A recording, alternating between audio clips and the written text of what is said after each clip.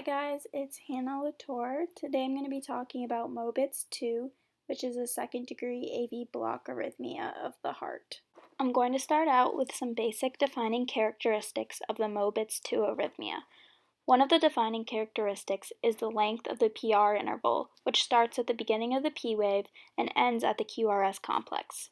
With this arrhythmia, the PR interval will be longer than one large box or 0.2 seconds, and it will stay relatively the same length throughout each cycle, unlike the Wenkenbach that has a lengthening PR interval. This arrhythmia will have an occasional QRS complex dropped, but the P wave will still be present, and this is because the electrical impulse is not propagated by the AV node, therefore foregoing a ventricular contraction.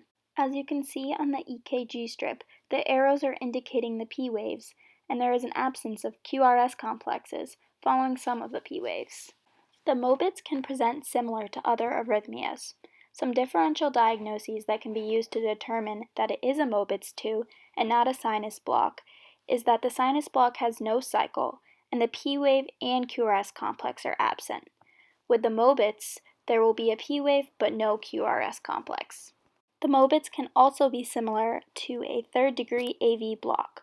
One way to determine this is by looking at the ventricular rate, because with third-degree blocks, you will usually have a rate of 40 to 60 beats per minute, and the atrial rate is higher.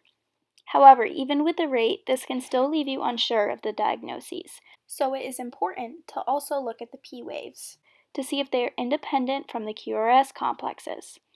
If the P waves are not independent of the QRS complex, then your diagnosis of the arrhythmia is Mobitz 2.